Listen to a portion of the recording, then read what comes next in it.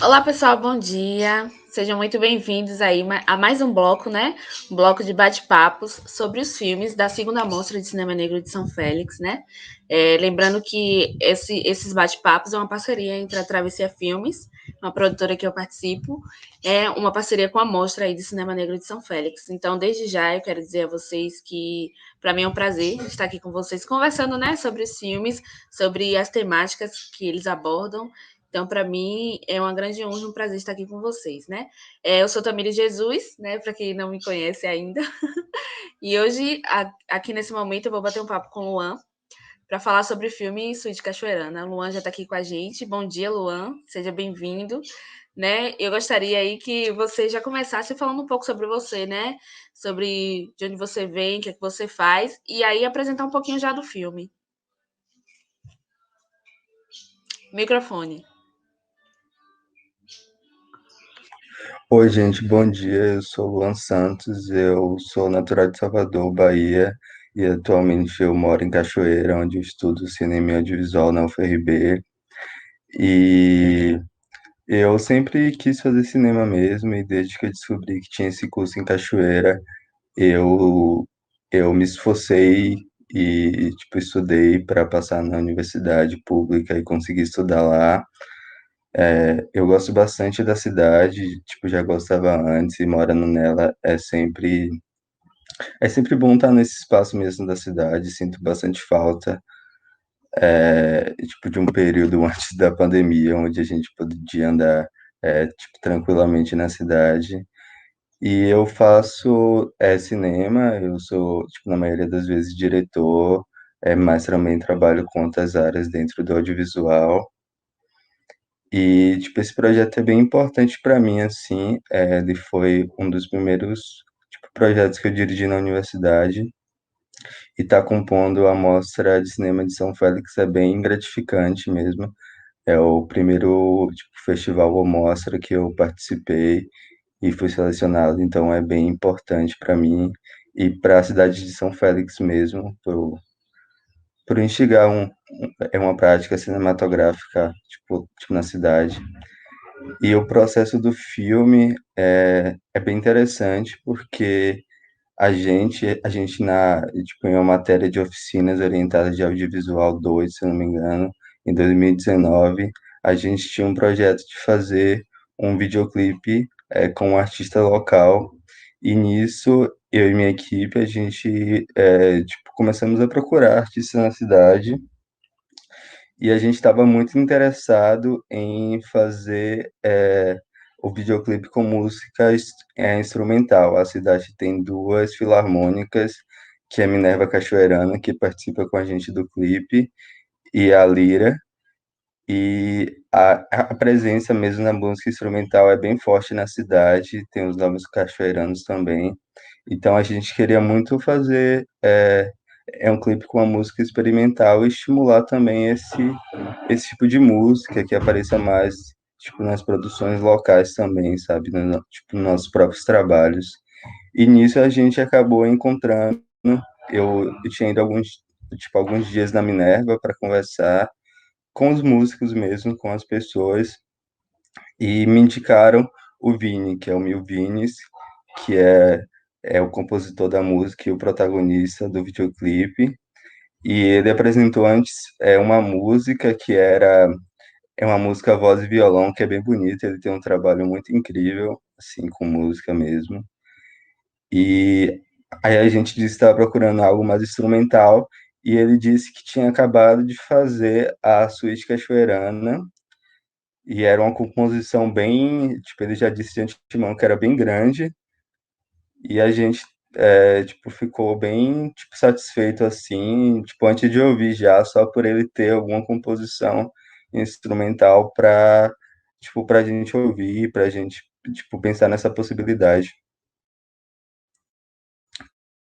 E aí, é, assim que ele mandou a música, tipo, parece que já a gente decidiu fazer com essa música, porque ela representa muito de cachoeira mesmo, das musicalidades de cachoeira, das festas de cachoeira, e a gente queria, além de ser com um artista local, que tivesse uma paisagem, um tema baseado na cidade que fosse, de alguma forma, uma homenagem também à cidade que a gente estava morando, né? Tipo, que a gente mora. Acho que é isso, inicialmente. E eu tinha uma curiosidade que eu ia perguntar, né? O porquê do nome Suíte Cachoeirana, né? Mas aí você falou que vem da música, né? Do Milvines. Sim, essa é um tipo de composição, as tipo, as suítes são um tipo de composição que elas, tipo, dentro da sua estrutura, ela integra vários estilos de música que vão variando dentro tipo, da própria estrutura da música. Tem vários tipos de suítes, tem uma suíte pernambucana, ele, tipo, falou isso com a gente, ele também, fez esse trabalho de explicar pra gente. Isso foi bem massa, porque a partir daí também, desse contato, dessas variações, que a gente foi pensando na estrutura, de mudar o cenário a cada mudança de música e de mudar um pouco a narrativa a cada variação também.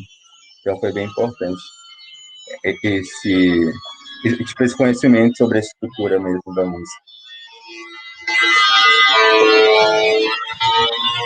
E o filme, ele, de um modo geral, né, ele retrata a saga, né, a busca por uma fantasia ideal, assim, para a Festa da Ajuda, que é uma festa bastante importante de Cachoeira. E eu queria que você falasse sobre como foi unir a ficção com essa festa tão importante culturalmente para Cachoeira, que é centenária, né, que vem de muito, muito tempo aí.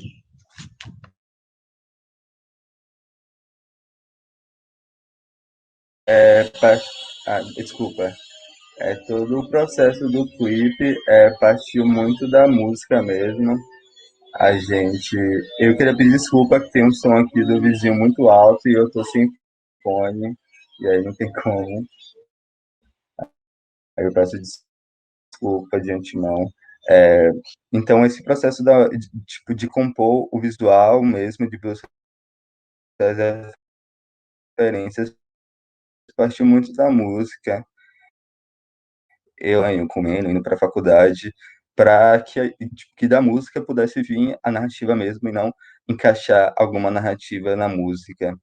E nisso a música ela acaba com uma espécie de cortejo, tipo charanga, tipo, que é uma homenagem à, tipo, à festa da ajuda mesmo. Então a gente já tinha a pretensão de acabar lá, mas montar essa narrativa a gente partiu da ideia de fazer uma construção de jogos de videogame mesmo, onde você tivesse toda uma passagem por fases e aí também interação com outros personagens para conseguir, tipo, se equipar mesmo e ir para festa. Isso é bem interessante porque eu só participei de duas festas da ajuda, uma foi nesse ano que eu gravei e tipo, para mim sempre foi, tipo, e ainda um lado muito místico assim da cidade de alguma forma, porque tipo, é muito forte a presença, assim, tipo, dessas pessoas que, tipo, ficam o ano inteiro, tipo, se programando para participar da festa, tipo, programando fantasia, todo um conceito atrás da fantasia para participar da festa. Eu acho isso muito bonito mesmo, esse ritual de se preparar, tipo, para a festa. E, tipo, essa ideia partiu disso, dessa questão, tipo, dessa preparação para a festa, que a gente colocou e uniu tipo, nessa narratividade de videogames também. E até porque também, tipo, era um desejo, assim, da gente de explorar, de alguma forma, a cidade, explorar seus vários lugares e suas particularidades mesmo. E acho que isso é muito claro nos jogos de videogame também, esses jogos de mundo aberto, onde a gente pode interagir na cidade. Então a gente queria trazer isso também a partir da música e a partir tipo, do próprio tom da música. A música, por vezes, tem umas partes muito épicas, umas partes muito que se assemelham mesmo à estrutura de jogos, e a gente aproveitou isso ao máximo mesmo. A gente foi bastante influenciado por a música em todo o processo. Sim, a gente percebe realmente essa influência aí que vocês quiseram passar na questão dos jogos, né? Porque como se fosse uma passagem de fases ali, né? Completou a Uhum. fase aqui nesse local e já vai para o outro. E eu achei muito legal essa sacada de vocês aí de mesclar, né? Uma festa centenária, né? Vem de muitos e muitos anos com uma coisa bem atual, né? Que é a questão dos jogos, assim. E foi explorada na sonora, né, nas músicas e também em alguns planos, né, na cena, que a gente já percebe logo isso. E falando também sobre essa questão de planos e cenas, queria que você falasse um pouquinho dos aspectos técnicos, assim, escolha de fotografia, que tem uma cena na escada, se eu não me engano, acho que é logo no início, ele subindo a escada ali da Igreja do Rosarinho, e aí depois o mesmo plano, só que a coloração da cena já está um pouquinho diferente, né? E aí a Uhum. gente já percebe que é da ideia de que tem muito tempo, aquela saga dele subindo ali, tem muito tempo, né? Que ele não chegou ali em cima rápido, que demorou muito tempo para ele poder chegar lá e ter aquela inspiração ali. Isso é interessante mesmo. A gente queria, assim, quando a gente pensou também nos cenários, a gente estava pensando muito nas possibilidades que eles mesmos, tipo, proporcionam, assim. Aquela escada do Rosarinho é bem, bem grande e bem desgastante, assim. Eu já, tipo, subi lá várias vezes para ficar lá na igreja, para ficar lá em cima, tem uma vista ótima para a cidade. E era sempre muito cansativo de subir, então a gente também pensou nessas questões de colocar, de pegar essas coisas da cidade mesmo e transformar em desafios, e aí a gente, nesse aspecto, tipo, técnico mesmo, nessa cena, a gente queria demonstrar esse cansaço mesmo, que, tipo, não seria fácil ele conseguir, tipo, essa fantasia, que ele tinha que passar por, um tipo de desafio mesmo, provação, para conseguir. E nisso a gente foi trabalhando diferentes elementos em cada cena, bloco de cena. E aí nessa a gente tipo, queria tipo, explorar essa passagem do tempo mesmo pela coloração, enquanto que o plano permanece igual, mas também pela performance do Vini mesmo, que é bem forte assim a performance dele, a forma como ele se coloca na cena. Eu gostei bastante de trabalhar com ele, e ele vai tipo, demonstrando esse cansaço na hora de subir aquela escada, na hora de fazer aqueles planos. Então foi bem legal trabalhar isso. Tipo, em questão geral dos planos, a gente tentou compor cada fotografia, tipo, cada sequência com uma fotografia, tipo, um pouco diferente, para seguir as músicas, porque as músicas têm tons muito diferentes entre si. Então a gente queria, tipo, trazer o máximo da música para dentro da narrativa das imagens mesmo. E nisso a gente tem uns planos que se repetem, por exemplo, que é quando a câmera tá tipo, registrando algo e aí ela recua para trás e enquadra o Vini novamente, que é tipo uma questão de jogos de videogame também, esse plano geral do espaço que depois volta para o personagem, e a gente queria trazer isso na fotografia. E a fotografia é assinada pelo Gabriel Amarantes e por mim, e a gente foi construindo esses micro-universos em cada momento da música mesmo. O primeiro plano, que é na Minerva, a primeira sequência, que é na Minerva, a gente faz em um plano sequência mesmo, para seguir o ritmo fluido da música, até esse momento que a gente vai para o corte, que é já na mudança para a segunda parte da música, já que é bem mais animada, que é bem mais é, tipo, mais variável também, e a gente usa mais cortes. Então a linguagem ela se deu bastante nessa questão de tipo, onde a gente estava, no ambiente que a gente estava tipo, e qual momento da música a gente estava também. Sim. E aí, logo no início, você falou, né, sobre essa questão de trabalhar com alguém da cidade, né? E aí eu queria que você falasse um pouquinho sobre a importância, né? Porque a gente sabe que Cachoeira tem ali a universidade, aí tem o curso de cinema, e vem várias pessoas de fora, mas graças a Deus também tem muita gente da cidade que já se formou no curso e que está fazendo ainda. Mas eu Sim. queria que você falasse sobre a importância das pessoas de fora, que vêm fazer filmes sobre a cidade, de usar pessoas da cidade, né? De usar essa representatividade, ainda mais numa festa, que a Festa da Ajuda, acho que é uma das festas mais populares de Cachoeira, né? Claro que a gente tem outras, né? Mas a Festa da Ajuda, eu acho que é a que tem mais adesão popular, né? E o filme fala bem sobre isso mesmo, sobre essa questão da fantasia, né? Porque às vezes A pessoa saiu aqui nesse dia e já está pensando na fantasia do ano que vem, Uhum. nesse ciclo, assim, né? Então, eu queria que você falasse um pouquinho sobre essa questão de ser alguém da cidade representando algo da cidade mesmo.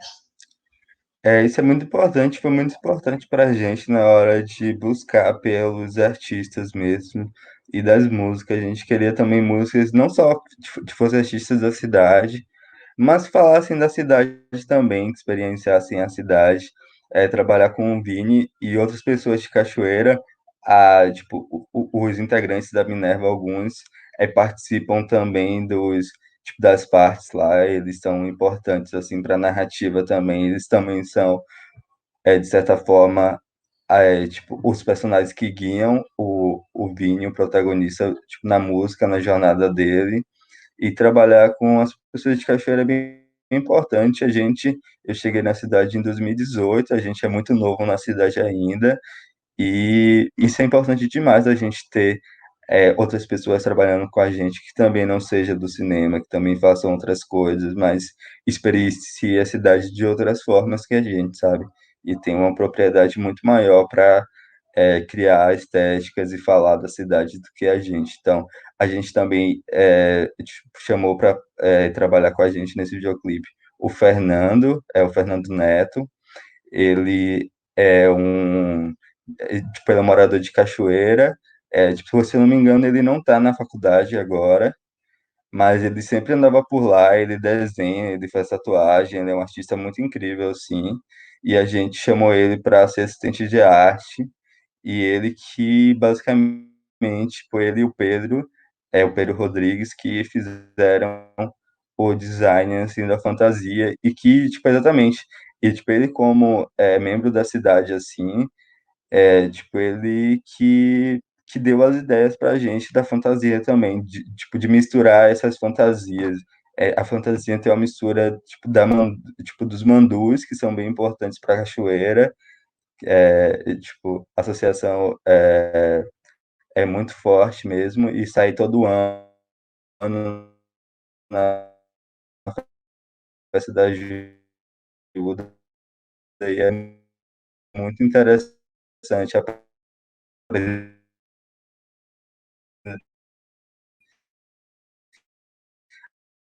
apresentação deles, eu, tipo, quase assim, só fantasia muito a ele, tipo, pelo resultado, e, e a gente tentou, assim, tipo, trazer cachoeira tipo, em todos os momentos, na fantasia, tipo, nas pessoas que estavam participando, as pessoas que colaboraram, é, e na própria cidade, assim mesmo, tipo, nas paisagens, a gente tipo, tentou pegar os lugares mais diversos também da cidade para criar narrativa. A gente, tipo, fez na Minerva, aí fez no Rosarinho, aí fez na Baleia.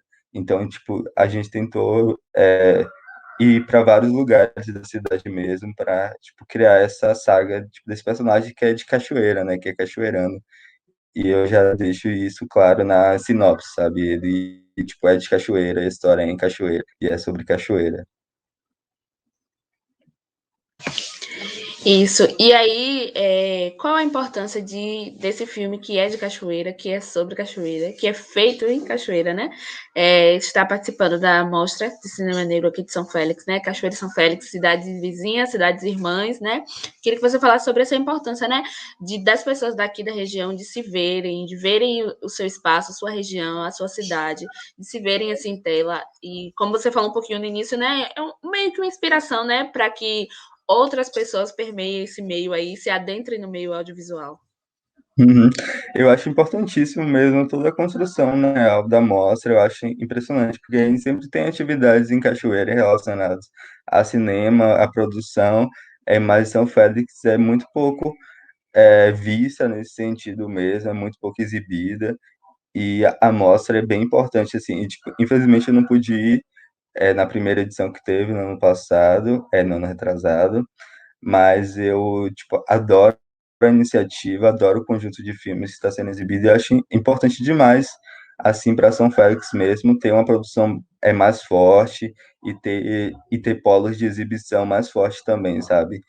é uma cidade que é colada com Cachoeira, e, tipo, enquanto Cachoeira tem um monte de festivais, São Félix não tem quase nenhum, e as pessoas não filmam lá, ou não chamam as pessoas de lá também para filmar, e eu acho essencial chamar mesmo as pessoas e trabalhar com elas, porque São Félix é filha do Recôncavo também, tá ali perto da gente, tipo, a gente sempre tá lá também em São Félix, e a gente precisa tipo, mostrar São Félix, não só fazer dela cenário também, como mostrar suas influências, suas tradições mesmo, e as pessoas que vivem nela, né?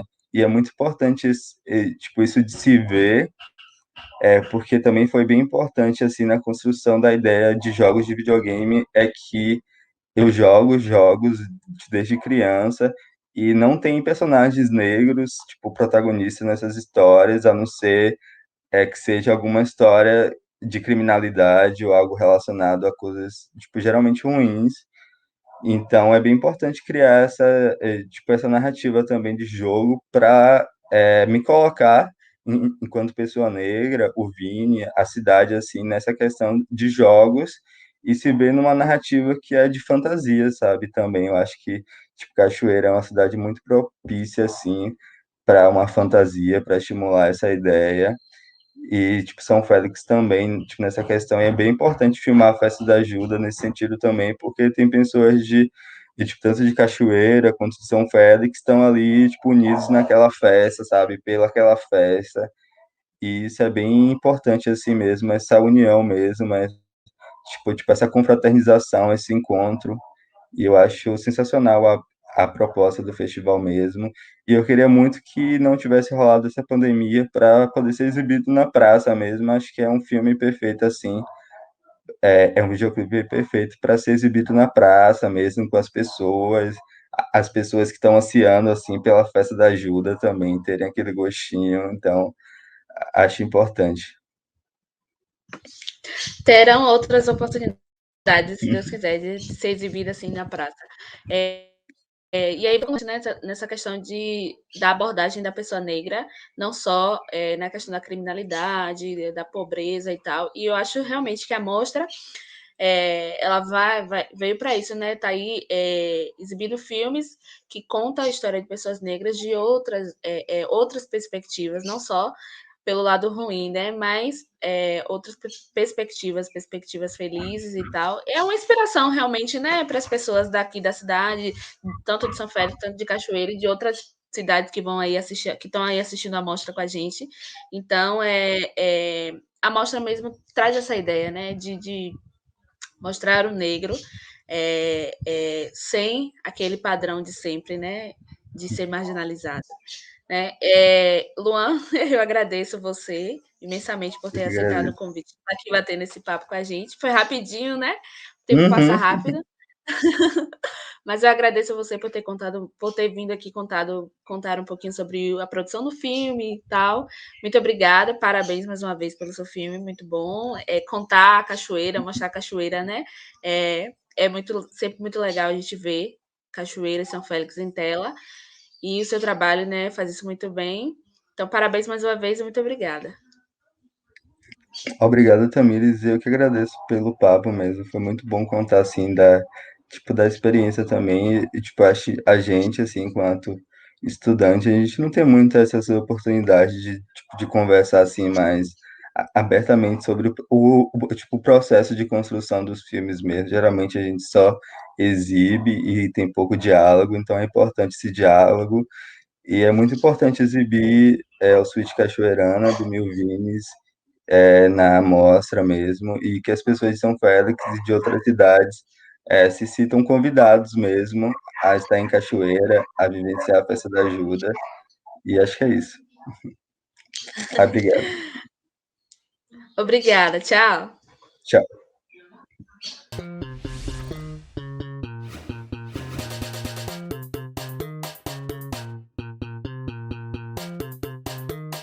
Olá, pessoal, boa tarde. Sejam muito bem-vindos a mais um bloco de bate-papos sobre os filmes da segunda mostra de cinema negro de São Félix, né? Eu sou Tamires Jesus e estarei aqui com vocês nessa conversa, fazendo uma pequena mediação, né? E agora, nesse bloco, nós vamos conversar com Deisiane Barbosa. Ela que é a diretora do filme O Sonho Impuído, e ela já está aqui presente com a gente. Olá, Deisiane, tudo bem? Você poderia começar se apresentando, né? Falando um pouco sobre você, de onde você é, e falando também, já em uma pequena apresentação sobre o filme. Olá, boa tarde. É um prazer estar aqui conversando, né? Obrigada pelo convite também. Já é uma alegria integrar a mostra e também participar desse momento aqui de conversa, é muito bom. Eu sou Deisiane, sou aqui desse círculo recôncavo, né? Mas costumo dizer que eu sou de vários lugares. Nasci em São Félix, mas aí vivi até então entre Cachoeira, entre o povoado do Cruzeiro, que é onde eu estou aqui, né, que é um distrito de Conceição da Feira. E sou artista visual, né, fiz artes visuais aí na UFRD, aí de Cachoeira. Também sou escritora e editora, né? Tenho produzido aí livros artísticos, livros nesse circuito de produção independente, né, com a Andarilha Edições. E tenho focado minhas pesquisas criativas nas artes visuais em diálogo com a literatura, né? Nas minhas produções literárias, eu venho sempre buscando modos e, na verdade, de maneira muito espontânea, venho pesquisando, experimentando maneiras de desdobrar, né, os meus escritos com as visualidades, né? Trabalhando com fotografia, vídeo, com performance também, né? Intervenção urbana. E dessas pesquisas, né, da pesquisa do livro também, pensando o livro como um suporte artístico em que eu possa explorar todas essas linguagens, eu fui desenvolvendo aí desde da graduação em artes visuais um projeto chamado Cartas a Teresa, né, comecei em 2014, em que consistia da escrita de cartas, a escrita dessas cartas, explorando a carta como um gênero ficcional, né, eu fui criando uma série de cartões postais a partir de fotografias de cachoeira, né, casas, Cachoeira São Félix, enfim. Esses cartões postais, então, seguiram no circuito de intervenção nessas cidades, outras cidades, 10 cidades do interior da Bahia. E aí fui, então, desdobrando, né, esses escritos em videoarte, em performance também. E desse projeto Carta Teresa foi que desdobrou o inventário da Ilha de Teresa. O inventário da Ilha de Teresa é como se fosse um livro 2, né, desse projeto, que eu tenho escrito aí já desde 2016, o inventário. E a ideia do inventário é reunir histórias sobre mulheres, sobre Teresas, ouvir dessas mulheres também, né, incrementar, criar imagens e enredos a partir dessas escutas. E então virou uma pesquisa do meu mestrado, né, em artes visuais. E então a ideia de seguir desdobrando esses escritos era pesquisar como poderia explorar performance, videoarte com os escritos em si. E aí o Sonho Puído nasce disso, né? Dessas narrativas em que as Teresas são personagens, né? Eu criei o Sonho Puído da ideia de explorar mesmo os sonhos, né? Os sonhos literais, os sonhos objetivos de vida e esse sonho, imagem onírica, né? Então, dessas narrativas, eu fui buscar o contato com um grupo de mulheres aí de São Félix, as Marias da Ladeira, né? Mulheres que estão na Ladeira do Milagre. E a gente foi fazendo aí um circuito de cerca de 3 encontros, né, para a gente justamente falar, né, sobre esses sonhos, partilhar essas narrativas e buscar modos expandidos de escrita, né? Eu fui partilhando com elas esse processo de pesquisa, essas narrativas sobre essas mulheres e também instigando, né, a partilha dessas narrativas, desses sonhos. E aí, enfim, foi um convite a experimentar outros suportes de escrita, outras maneiras de experimentar a performance, enfim, né? Então, com as Marias da Ladeira, a gente foi costurando esses sonhos e escrevendo, né, nesses lençóis. E aí eu desenvolvo uma série de 5 ações posteriores para que gerou o vídeo, né? O Sonho Puído. Esse vídeo que para mim é muito difícil até de categorizá-lo, né? Eu comecei falando que era vídeo performance, mas fiquei um pouco insatisfeita até, porque mescla aí a performance, mescla a intervenção urbana, né? Mescla, enfim, a própria literatura, o poema. E aí eu comecei a chamar de poema expandido, assim, da dificuldade de categorizar enquanto um gênero específico aí. Eu comecei a chamar poema expandido. E esse poema expandido nasce de 5 ações, 5 gestos rituais, né? Que é como eu falo, a coisa do arejar um sonho antigo, serzir um sonho surrado, lavar o sonho puído, curar ao sal, curar ao sol, quarar ao sal. Que aí esses 5 gestos desponta aí nessas 5 ações por entre Cachoeira, São Félix, né? Eu escolho esse trânsito, eu escolho a cidade para ser esse espaço onde eu vou intervir com esse material produzido com as Marias da Ladeira. E em determinado momento convido elas também para integrar, né, essas ações na beira do rio. E é isso. É disso, dessas narrativas, dessas escritas, dessas experimentações que nasce o Sonho Puído. Em resumo. E aí o filme, a gente vê que, né, que o filme já começa ali com a explanação do poema e já vem ali as imagens de cachoeira, de São Félix, tem imagem ali do rio, da ponte. E aí, com o decorrer do filme, a gente já é apresentada, né, vamos dizer, as personagens, as pessoas, as componentes aí do grupo Maria da Ladeira, né, que você falou. Então, eu queria que você falasse um pouquinho sobre o grupo em específico, né, que você pudesse explicar o que o grupo faz, qual é o objetivo dele e por que ele foi escolhido assim por você para participar desse filme. Certo. As Marias da Ladeira, eu conheci, assim, fala um pouco também esse encontro com as Marias, né?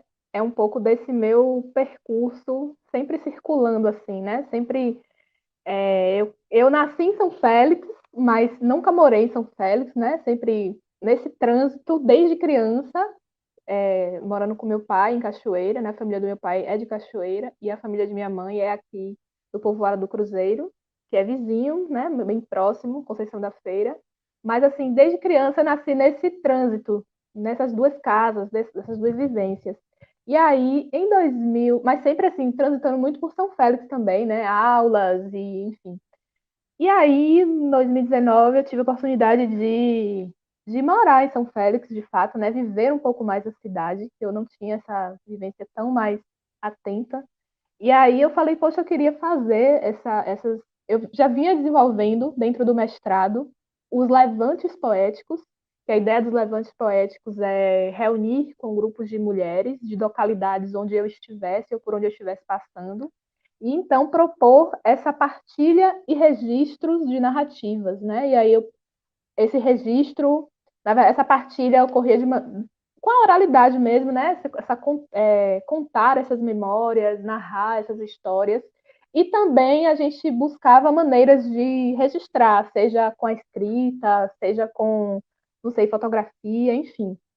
E aí já tinha desenvolvido alguns encontros desses em, em Pernambuco, né, em uma comunidade quilombola de Pernambuco, na ilha de Tamaracá também. E aí, depois que eu vim de lá, né, de Recife para cá, na segunda fase do mestrado, no processo de escrita, que eu queria de fato desdobrar nessas narrativas, eu encontrei, pesquisando assim, eu encontrei a Lucineide Souza, né, que é moradora aí da Ladeira do Milagre, por indicação de algumas amigas aí da literatura, elas me indicaram a Lucineide e o grupo Marias da Ladeira. A Lucineide coordena as Marias da Ladeira, que são mulheres que se reúnem, pelo menos antes da pandemia, né? Estava naquele fluxo de se reunir quinzenalmente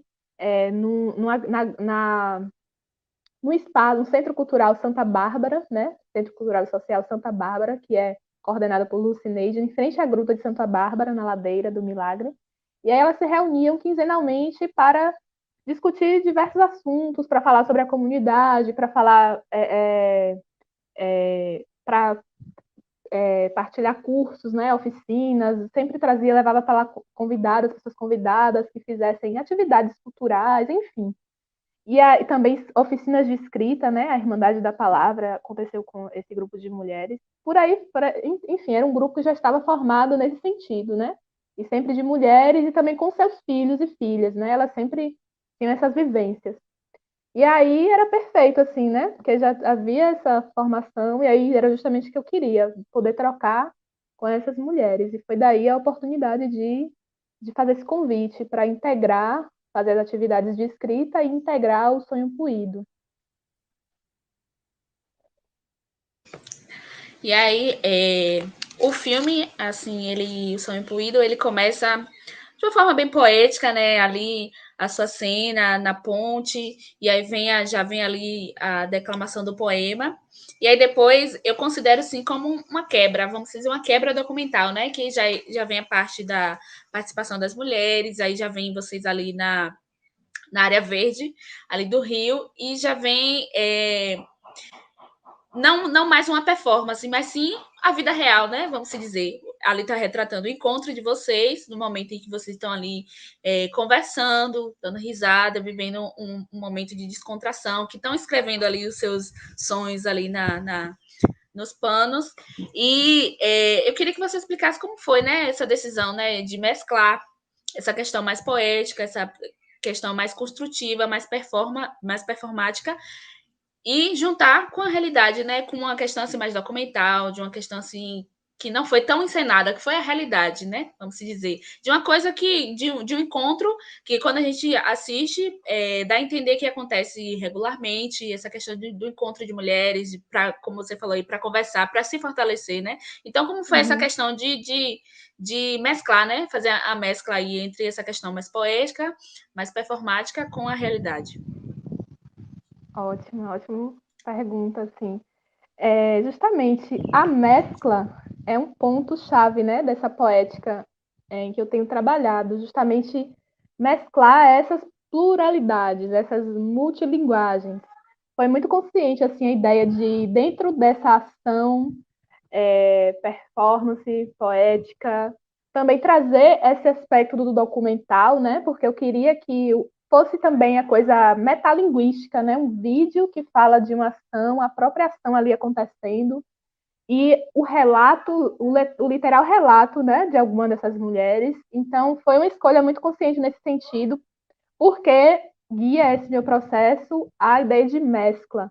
Aí só, assim, pontuando uma coisa muito imprescindível de falar, é que Teresa, além de ser essa personagem, né, essas personagens múltiplas, Teresa também é essa corda, é o nome que se dá à corda feita com remendo, né, de lençóis, de tecidos, né, essa corda que se a gente conhece histórias associadas assim ao contexto de presídio, né, que as pessoas fabricam a corda para fuga.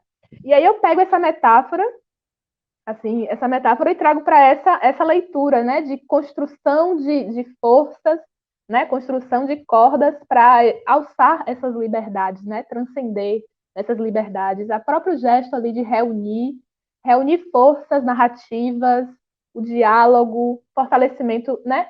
Eu trago essa ideia da Teresa para esses aspectos. E pensar a coisa de unir fragmentos distintos, né, de um organismo para criar um outro. Eu procuro trazer isso também para a linguagem do vídeo, né? Então, mesclar ali. Aí você acha engraçado você falar assim, a realidade, assim, mas é exatamente isso. Eu gosto muito também de nessas narrativas de sempre mesclar essas realidades, né, plurais. Essa realidade que a gente chama ficção, a realidade poética, mas essa realidade dia a dia, né, o cotidiano ali, a coisa acontecendo, que também está infestado de poética, do onírico mesmo, né, desses sonhos, dessas metáforas ricas, assim. Então, é isso, foi bem isso, assim, né, de fazer essa mistura das realidades e também e tratar tudo isso como esse grande poético, né, como o sonho propriamente ali vivo, né, trazer o sonho para para essa realidade mais concreta que a gente chama, e vice-versa também, né? Pegar um pouco do sonho e lançar lá na. Então é isso. A saída pelas ruas, né, foi algo muito espontâneo também, tipo, foi um deixar-se no que pode acontecer aqui, no experimento mesmo, né? Procurando intervir com, né, eventuais encontros, né? Pessoas, ali naquela travessia de ponte mesmo, pessoas que passavam e olhavam aquilo, né, estranhando um pouco. O que é que você vai fazer com essa corda? Ó, não vai procurar invenção de arte aí, né? Invenção de arte. Não vai procurar, como é? Tenha cuidado, não sei o que, enfim. E andando pelas ruas, né? Encontrar, por exemplo, ali naquela esquina da Minerva, né? Sueli, do Acarajé tocando sax, sabe?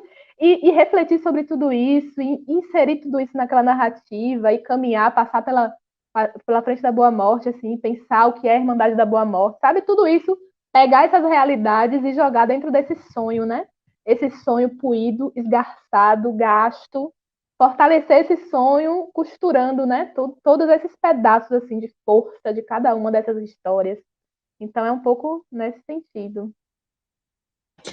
E essa mescla também aí da realidade é um pontapé, né, para a gente entender que mesmo assim na realidade muitas vezes a gente não dá importância para essa questão poética, né? E aí, como você falou, a gente fica muito assim naquela questão técnica de realidade, mas que existe muita coisa por trás, né? Muitos sentimentos, muitas coisas a ser abordadas, muitas coisas a ser esmiuçadas, e que com essa mescla aí do filme você coloca muito bem isso à tona. E aí, você falando dessa questão da metáfora, né? Da corda ali, Teresa e tal.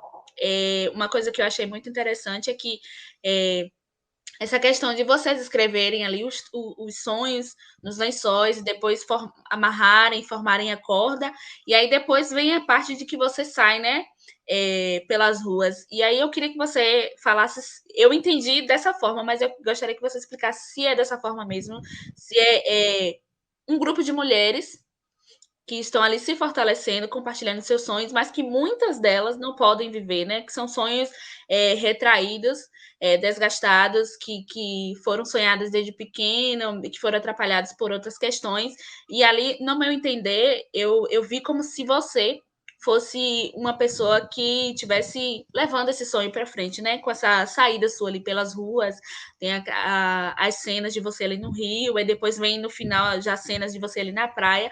Então, eu queria saber se foi essa a sua intenção, né? De mostrar como se fosse uma metáfora de juntar esses sonhos de alguém levar eles para frente. Mesmo que não seja a própria pessoa, mas que o sonho não se perdeu ali, né? Que foi passado para frente. Sim, sim, e também, né?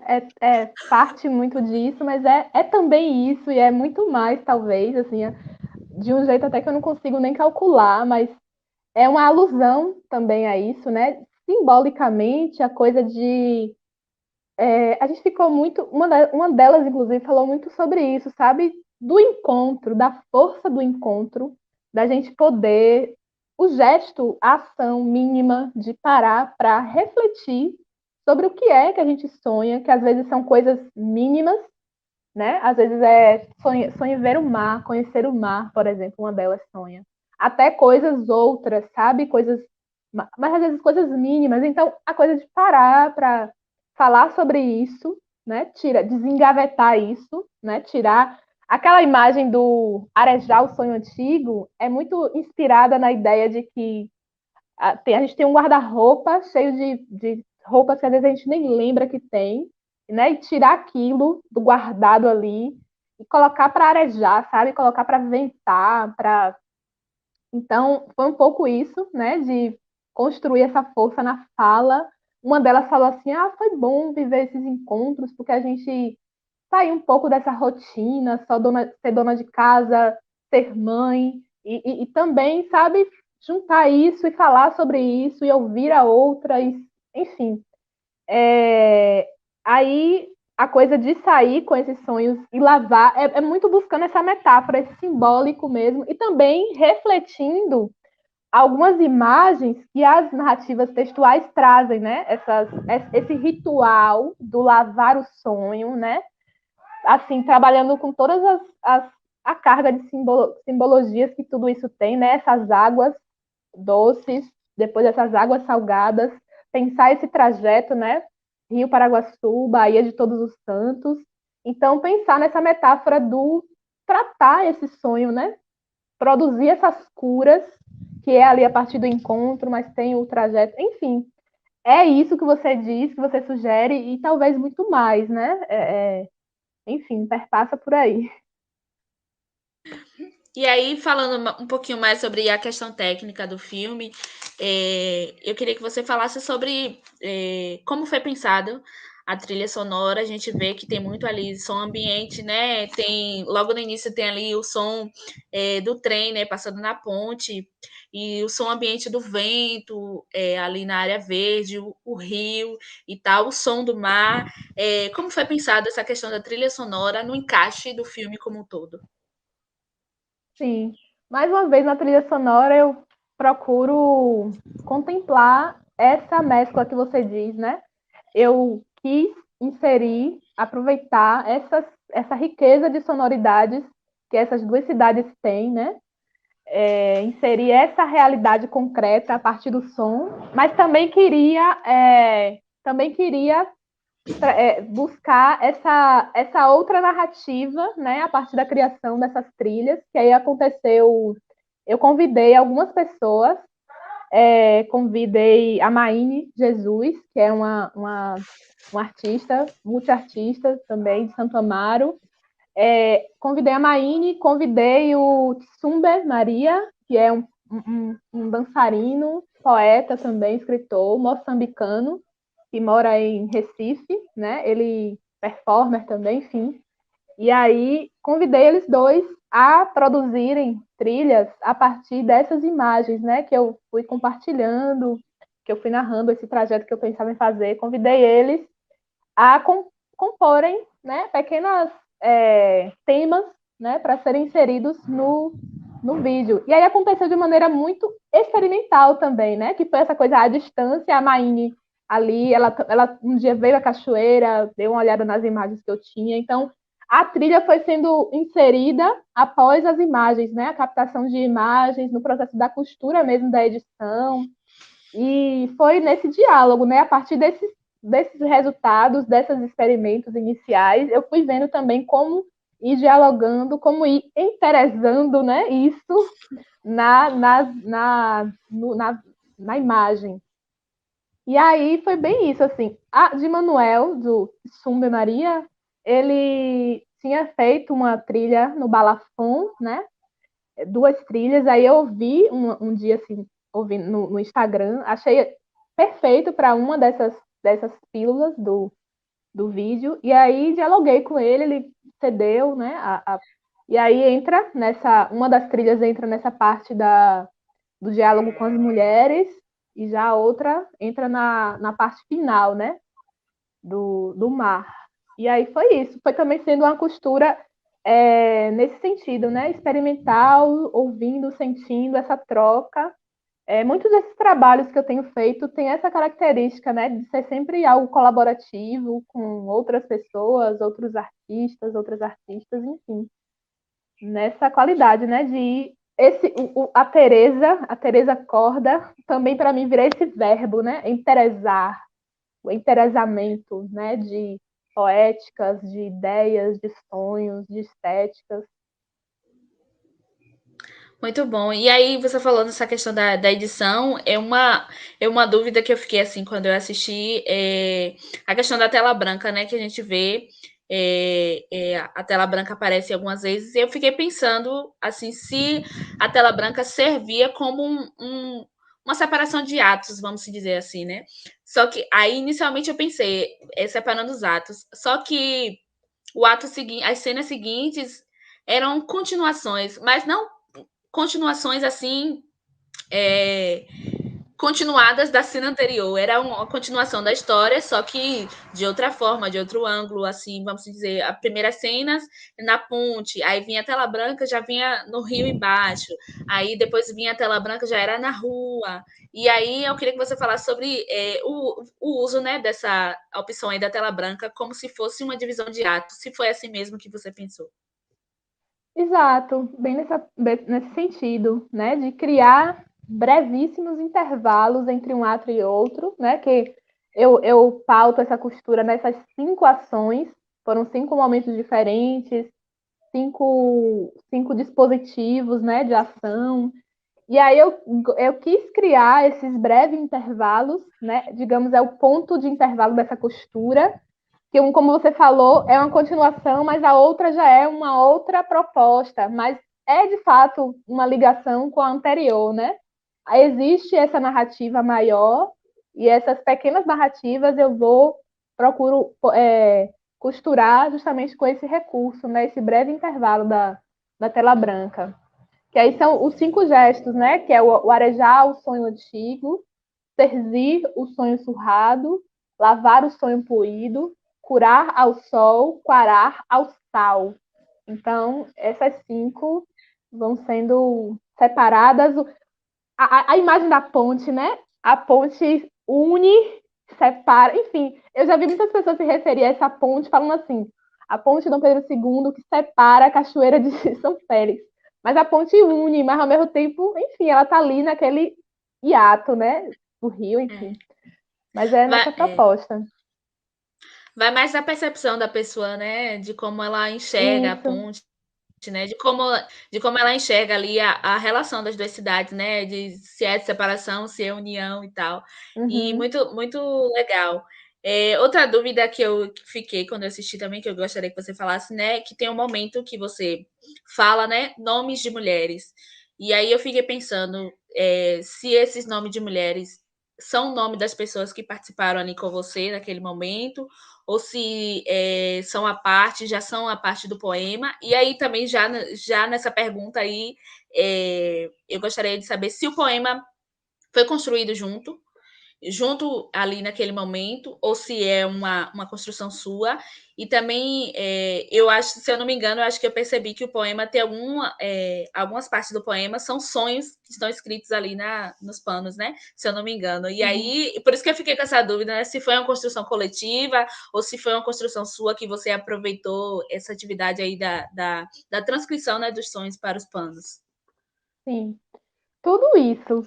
Ó, primeiro que quando eu escolho assim, quando eu tenho essa consciência de chamar esse material de poema, eu estou considerando que tudo isso é poema, assim. Por exemplo, essa listagem de nomes dessas mulheres, o nome dessas mulheres, respondendo a primeira pergunta, são personagens desse livro, né, do Inventário da Ilha de Teresa. Então, é como se fosse uma evocação, né, dessas personagens, dessas mulheres, mas também não deixam de ser essas mulheres Marias da Ladeira, né? São também elas e são também outras que eu vim ouvindo, vendo, colhendo, escutando, né, narrativas, deixando-me tocar por narrativas compartilhadas. Essas personagens, que são 19 personagens do livro Inventário da Ilha de Teresa, um livro que está ainda em processo aí, né? Uma gestação longa desde 2016. Essas personagens fictícias, elas são muito reais, né?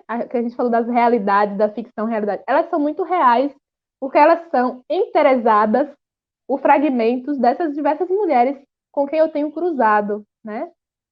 Então, quando eu evoco essa lista de mulheres, é um pouco fazendo referência, sim, às Marias da Ladeiras e outras. Aí também tem o poemetozinho, né, que dá epígrafe, digamos, foi um poema que eu costurei inicialmente, antes, né, do processo. E aí, digamos, os sonhos, que também é uma outra essência de poema, os sonhos, aí mistura. Tem lençóis em que existem os sonhos escritos das mulheres, né? Elas, próprio punho, foram lá, registraram, escreveram. Então, também é esse poema delas. E tem também um dos lençóis em que eu fui registrando sonhos das Terezas personagens, né? Então, tipo assim, eu peguei dessas narrativas em processo de escrita e dessa construção dessas 19 personagens, eu fui tentando sintetizar, né, esses sonhos. Algumas delas, pelas narrativas onde elas estão protagonizando, deixa muito evidente, né, quais são esses sonhos, quais são essas buscas. Outras, foi um trabalho de pesquisa, assim, que eu precisei parar. Bom, mas Teresa Orlando, com o que é que sonha Teresa Orlando? Pela vivência dela, pela história dela dentro desse livro. Bom, ela sonha em ter um barco maior para carregar seus filhos. Já uma outra Teresa sonha em receber um ramalhete de flores. Outra Teresa sonha em viajar de avião. Sabe, várias coisinhas assim. Aí eu fui reunindo esses sonhos dessas mulheres e anotando em um dos lençóis. Então, são ali pelo menos 3 lençóis com sonhos escritos. E dessa mescla, né? Sempre misturando realidades e ficções, né? Então, tem sonhos das Marias da Ladeira, tem sonhos das Terezas do livro. Essa mescla, né? Tudo junto assim e unindo assim nessa força, né? Então, eu posso dizer que dessa mistura toda é sim, é uma coautoria, né? As mulheres performaram comigo. Eu considero que esse filme, embora tenha sido um convite, uma proposição minha, esse filme também é de todas elas, né? Elas performaram, elas participaram de uma fase anterior à captação de imagens propriamente. Então, eu considero que esse poema é sim, assim, colaborativo, né? Não é uma assinatura minha tão somente. Todas elas se integraram aí nesse sentido. Isso. E aí a gente percebe que essa mescla aí, né, do poema, da performance e da realidade é na construção do filme por inteiro, né? Não só ali nas imagens que aparecem, né? A parte performática e vem a parte da realidade, como a gente estava falando, mas aí também nessa parte da construção, né, do poema que você falou, que uma parte são os sonhos ali das Marias, outra parte são os sonhos das suas personagens, que vamos se dizer teoricamente são fictícias, mas que não deixam de ser sonhos reais, né? De pessoas Exato. que não necessariamente disseram a você os sonhos, mas que têm seus sonhos guardados, que já passaram ou que vão ter. Então, realmente, essa mescla sua aí, né, de realidade, de ficção, de performance, foi num projeto como um todo, né? Não só no que é mostrado na tela, né? Mas na Exato. pré-produção ali, né? Na pós-produção. Uhum. E agora, assim, mudando um pouco, eu não sei se você tem assim a noção do quanto, na minha opinião, do quanto esse filme é importante para Cachoeira e São Félix nessa questão de se ver em tela, né? Porque aí a gente está aqui na mostra, né? O tema da mostra desse ano da segunda mostra de cinema negro de São Félix é Nossa Vida na Tela, e a gente vê São Félix e Cachoeira na tela, né? Porque as duas cidades, apesar de Cachoeira ter o curso de cinema e tal, tem agora mais oportunidade de ter essas produções audiovisuais, mas a gente vê muito pouco ainda, muito pouca gente da cidade de Cachoeira e São Félix produzindo, né?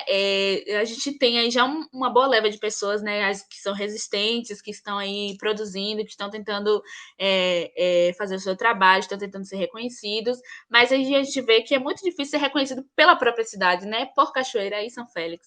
E o seu filme, ele traz, eu vejo como muito importante porque retrata as duas cidades e a importância das pessoas da cidade se ver em tela e causa assim um despertar, vamos dizer, um interesse de fazer o audiovisual, porque quando a gente Uhum. assiste desperta assim, poxa, ela tá mostrando Cachoeira e São Félix, é uma coisa daqui, é uma coisa que você tá, um retorno que você tá proporcionando, né?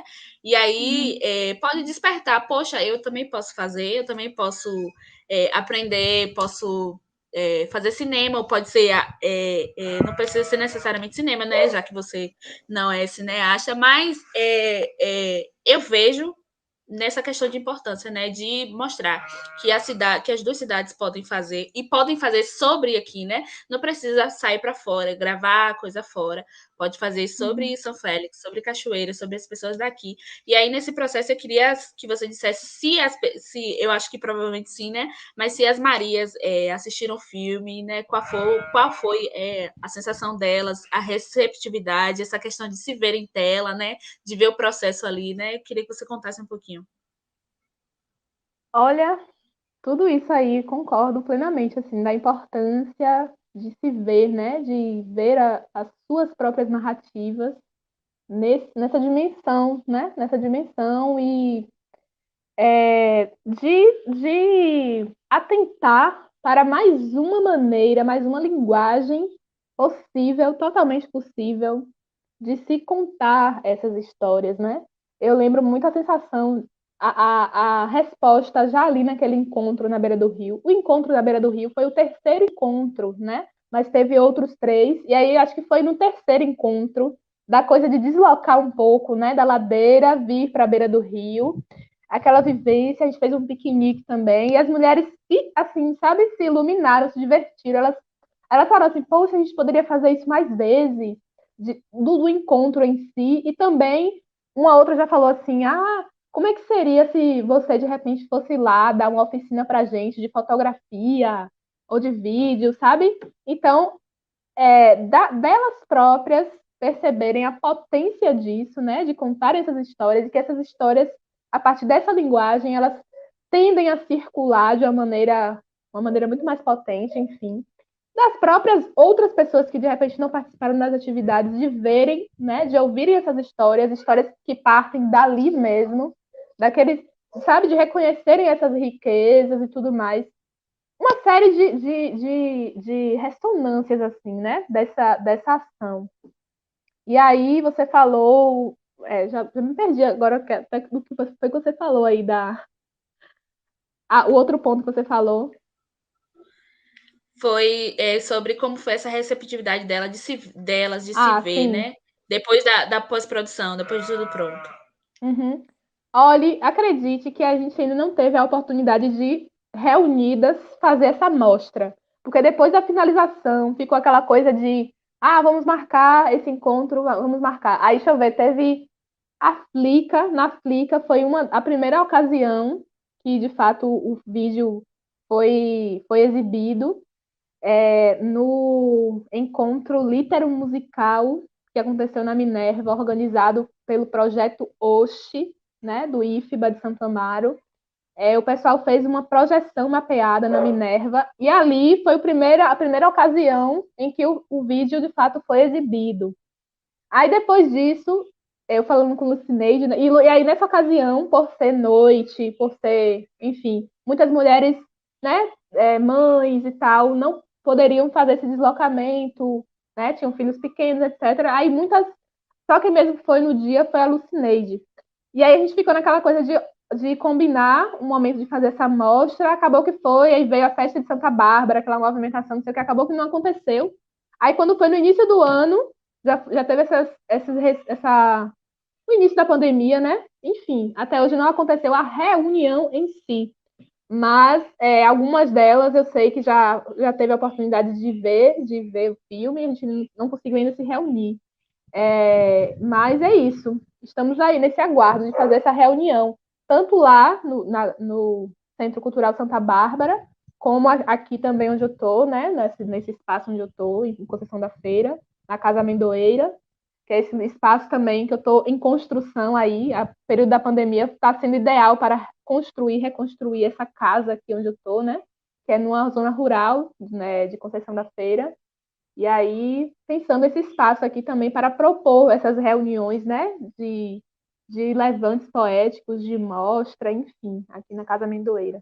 Aí é isso, estamos no aguardo da oportunidade, né, da reunião, mas eu tenho certeza das notícias que eu ouvi, né, que reverberou muito forte, né, delas, assim, se verem protagonizando, né, e verem ali, lembrar desses momentos de nossas costuras anteriores, assim.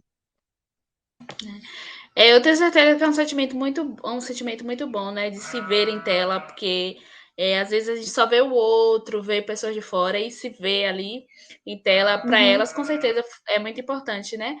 É, e com certeza aí, com fé em Deus, a pandemia vai passar e esse encontro aí de vocês vai acontecer e elas vão gostar muito, né, desse momento, desse retorno seu, né? Porque não, você não foi lá só para fazer o trabalho, foi embora, não. Você vai voltar, Uhum. você vai dar esse retorno, né? Já deu, realmente, só não conseguiu fazer esse encontrão, né? Mas vai conseguir. Sim. Finalizando o nosso papo aqui já, né? O tempo passa rápido. Eu gostaria de te agradecer, né, por ter aceitado o convite. Antes disso, eu gostaria de te agradecer por ter escrito o seu filme na mostra. Porque, como eu falei antes, é um filme muito importante de ser passado numa mostra em São Félix, né? Para as pessoas de São Félix, de Cachoeira, para as pessoas se verem aqui, né? Não ver só filme de fora, mas ver filme da cidade, filme da região, filmes de pessoas daqui, né? Já que você nasceu em São Félix. Então, eu gostaria de te agradecer por ter escrito o seu filme na mostra e gostaria de agradecer também por ter aceitado o convite, né, de bater esse papo aqui com a gente, de contar mais um pouco como foi esse processo, né, de reunião, de produção do filme e parabenizar, né, pelo filme lindo, muito tocante, emocionante. Foi muito bom você ter explicado pra gente como foi esse processo, né? Porque às vezes, aí, como eu assisti o filme, a gente fica cheio de perguntinhas, né? Mas aí você já Uhum. explicou muita coisa, como foi o processo. Então, parabéns pelo ótimo filme, pela bela produção, pelo conjunto como um todo, né? Por essa mescla, né? De poema, de ficção, de realidade. E muito obrigada por ter aceitado o nosso convite. Ah, eu que agradeço super assim também. Fiquei muito feliz, né? Quando eu estava com o filme pronto, assim, aí surgiu logo a convocatória para escrever na mostra. Eu falei, perfeito, poder exibir o filme foi feito aqui, né? A partir daqui, com as pessoas daqui, aqui mesmo. Perfeito, ideal. E aí, muito, muito incrível essa iniciativa aí da mostra, né? Fiquei muito feliz de ter sido contemplada, de integrar aí esse grupo, né? E é um prazer também. Que bom poder agora, depois dessa espera por conta da pandemia, mas agora num momento também muito necessário, né? De poder realizar a mostra, mesmo que ainda nesses moldes, mas instigar aí os encontros de outras maneiras, né? E aí aumenta ainda mais a vontade de fazer o encontro presencial, mas em breve, espero muito. E é isso, parabenizar vocês todos e todas aí nessa organização e muito feliz também de ser contemplada, né? É uma alegria quando nós, pessoas daqui, né, que produzimos a partir daqui, a gente também é reconhecido pelos daqui, né? Pelas pessoas daqui. É muito, muito bom isso, né? De se ver muito louvável. Fico muito feliz, realmente. E também bater esse papo assim é muito bom. Poder falar um pouco de processos. Eu gosto muito de falar de processos criativos, né? Porque é muito rico. Às vezes você vê um processo, um produto, uma obra finalizada, mas você conhecer também como se deu aquilo é muito rico, né? Então, muito bom esse espaço aqui de conversa. É É. isso, Às parabéns. vezes, E vida longa a mostra, né? às vezes até muda a percepção, né, de como a gente vai enxergar o filme, quando a gente Uhum, sabe mais como foi a construção e tal. Então, sim. realmente foi muito boa a nossa conversa aqui. E queria que a gente tivesse mais tempo, né, de conversar mais e mais sobre, mas quem sabe em outras oportunidades presencialmente, né? E aí, com o fim da pandemia. E mais uma vez eu agradeço sua presença, né? E vida longa aí à Mostra de Cinema Negro de São Félix. É Tchau, mesmo. Um abraço. Tchau, tchau. tchau.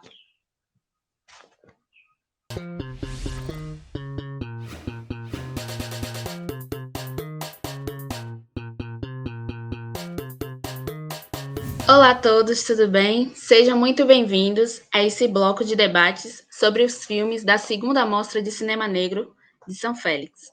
Né, eu sou Tamires Jesus e estarei com vocês aqui hoje nessa conversa, nessa mediação, né? E desde já gostaria de lembrar que esse ciclo de bate-papos é uma parceria entre a Mostra e a produtora Travessia Filmes, da qual eu faço parte. Então, para mim é uma honra estar aqui presente com vocês. Agora, nessa tarde, a gente vai bater um papo, né? Uma conversinha assim bem descontraída, né? Sobre o filme Minha Deusa e Eu, que é de Gabriela Vieira.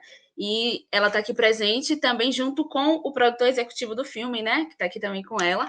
Então, desde já quero chamar aí a Gabriela para a tela.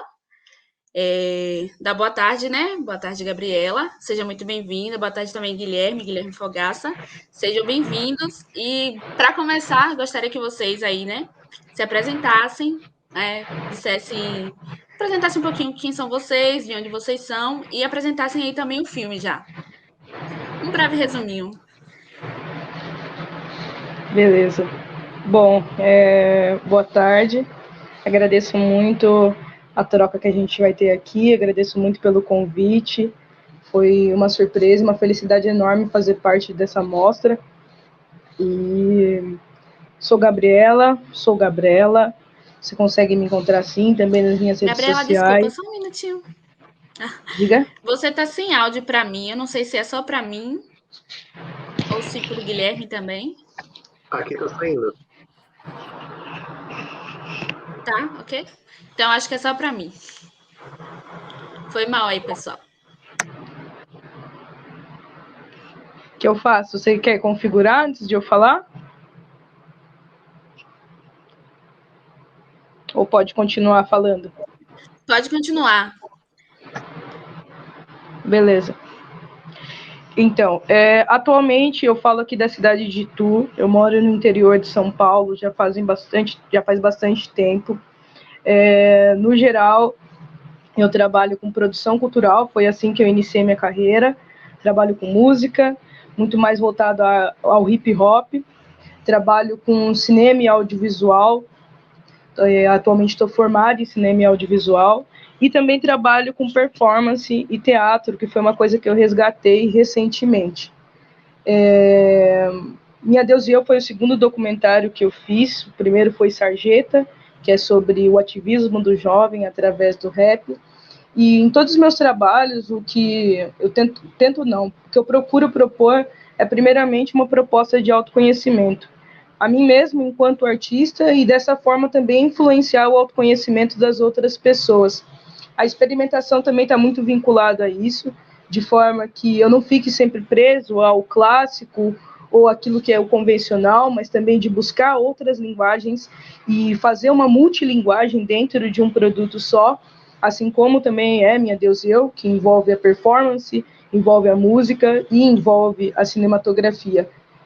Então, de resumo, esse é o meu trabalho, essas são as ideias que me motivam, e mais uma vez eu agradeço muito por estar aqui com vocês.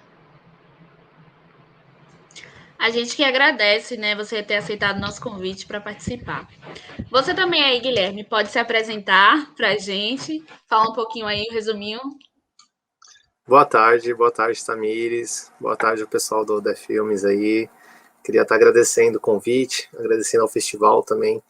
É muito importante ter essa mostra de cinema. Eu acho que isso fortalece cada vez mais o nosso cinema independente, o cinema negro. Eu acho muito importante. Então, queria realmente agradecer a todo mundo. Vocês estão conseguindo me ouvir? Tá tudo ok? Sim, tá tudo ok, pode continuar. Tá. Eu sou o Guilherme Fogaça, eu resido atualmente na cidade de Serquilho, que é interior de São Paulo. Estudei cinema junto com Gabriela, nos formamos aí, e agora a gente está aqui também, continuando fazendo cinema independente. Esse ano a gente tem alguns projetos aí, graças ao Dir Blanc, que também deu uma movimentada no cinema independente, e seguimos aí fazendo cinema de guerrilha, cinema de resistência, que foi o que é Minha Deus e Eu. É um filme aí experimental, que foi feito com um baixíssimo orçamento, com uma equipe muito empenhada, com vários performances incríveis que toparam estar nesse projeto com nós. E eu só tenho a agradecer a todos que participaram e que contribuíram de alguma forma para esse projeto acontecer. Legal, legal. E agora já ir adentrando um pouco ao filme, né? Como vocês já falaram, o Minha Deus e Eu é um filme bastante performático, né? E aí nós temos a Gabriela, que além de ser diretora, ela é a protagonista, né? Ela está inserida aí dentro do filme. E aí eu queria que você contasse mais ou menos como foi esse processo de se inserir dentro do roteiro, dentro do filme, nesse processo de autoconhecimento, de descobrimento. Bom, inicialmente, esse filme em si era para ser um documentário com uma proposta de TCC, né? Foi minha proposta de TCC junto com o Guilherme. Era para ser um documentário sobre a xamã da casa chamada da Floresta. E o objeto de discussão era justamente o autoconhecimento através da ayahuasca. Com o tempo, a gente foi percebendo como o discurso pode se tornar muito mais profundo quando você se coloca para ser o personagem, muito mais do que você fazer um documentário que entrevista alguém. Isso diz muito sobre o modo de documentário, que é o performático, diferente desse documentário participativo, né, que é o mais convencional. E aí, nisso, a nossa orientadora Lilian Santiago falou, vai você, coloca você, descobre você. Ela é uma senhora já, ela já se conhece, já passou por muita coisa na vida. Então, se você se colocar, você tem muito a conhecer de você mesmo. Então, acho que a primeira coisa foi isso, né? Foi esse desafio de começar a observar, porque a gente vê o feio, a gente vê o bonito, e nesse processo teve muita troca com a equipe também, não foi uma coisa que a gente, vamos gravar isso, pronto.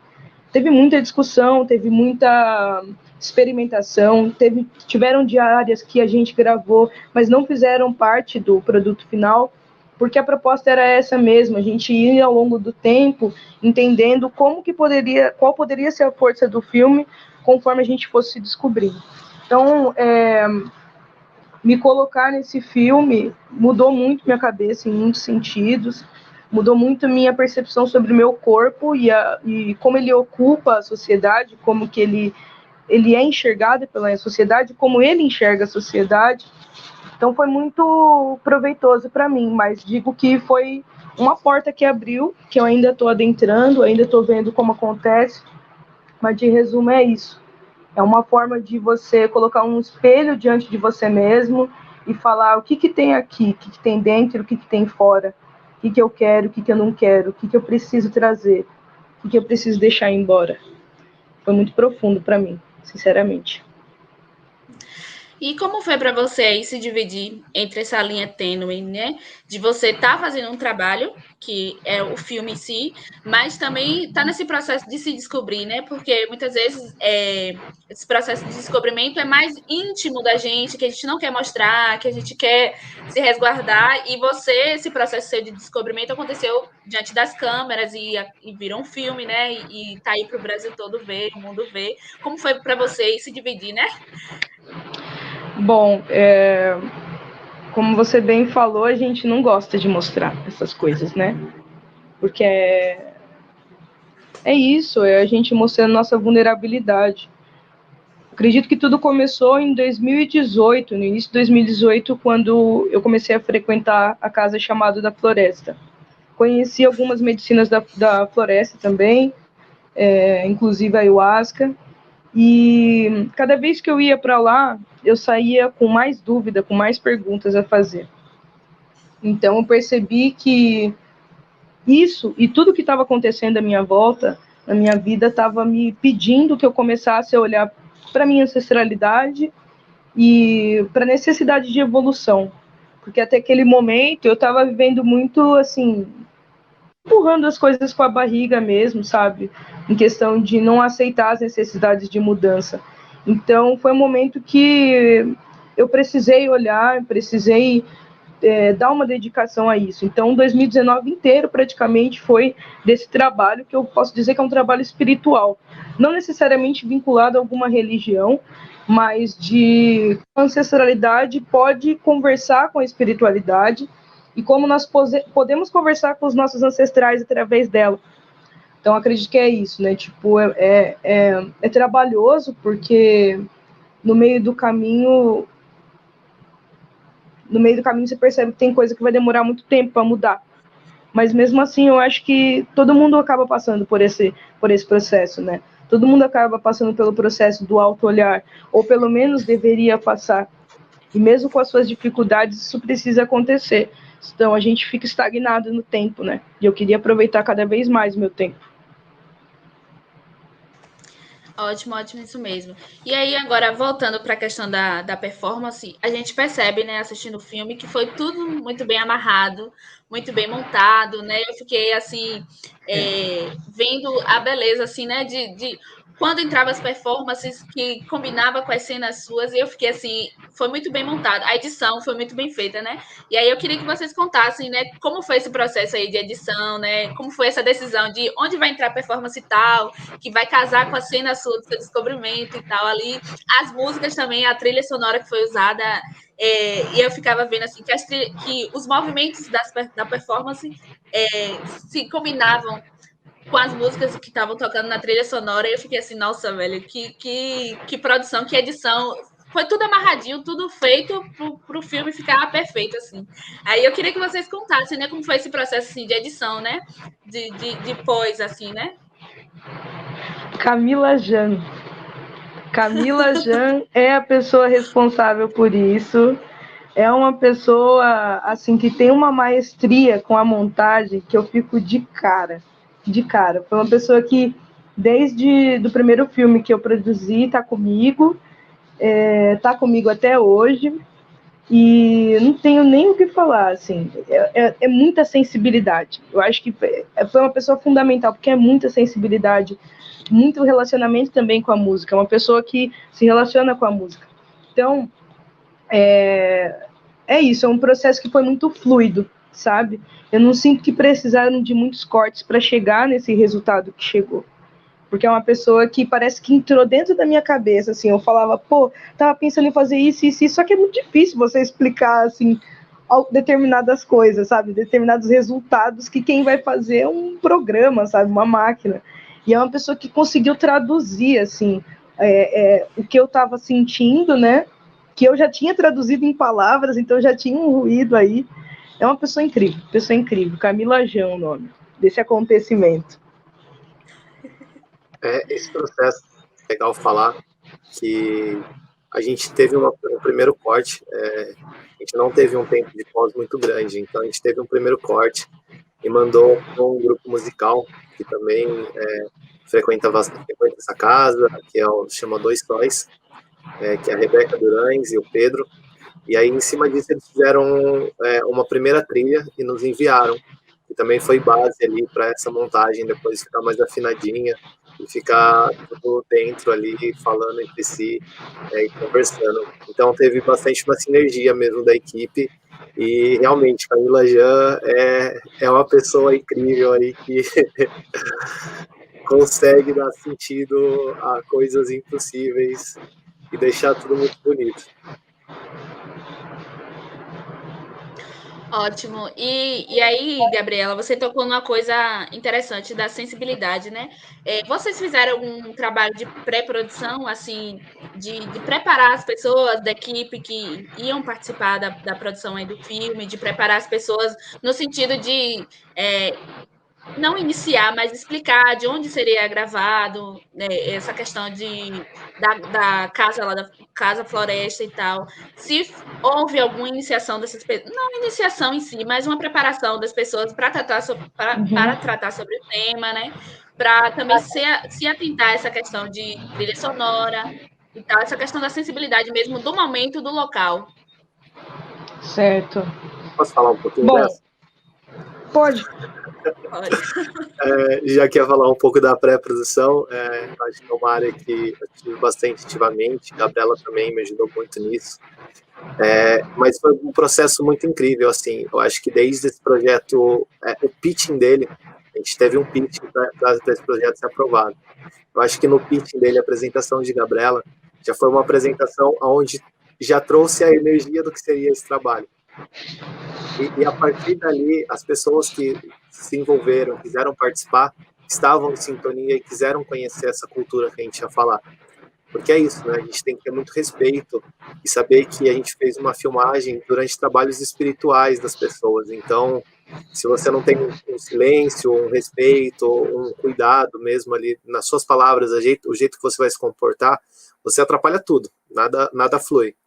E nisso, durante essas filmagens, foi um processo muito incrível, porque fizemos algumas visitas de locações com a equipe.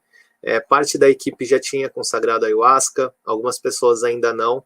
Então, algumas também vieram a conhecer a ayahuasca através do documentário. Inclusive, durante a filmagem, acho que a gente estava com umas 10 pessoas na equipe, 9 pessoas na equipe. Umas 7 pessoas da equipe estavam consagrando a ayahuasca durante o processo de filmagem mesmo. Então, foi realmente, a gente foi experienciar e viver aquilo para poder falar sobre aquilo, né? Porque senão fica algo meio superficial. Então, a gente realmente queria entrar de cabeça nisso. A Celinha também, do Chamado da Floresta, ela foi uma pessoa maravilhosa, ela é a xamã de lá, ela nos deu todo o suporte possível, assim como todas as guardiãs da casa, os guardiões, são pessoas que estão lá para ajudar nessa orientação também, tiraram todas as nossas dúvidas, nos deram todo esse suporte realmente para a gente poder fazer algo com respeito, segurança, e que não tivesse nenhum tipo mesmo de ruído ali na comunicação, para que não gerasse nenhum mal-estar. Então, eu só tenho a agradecer.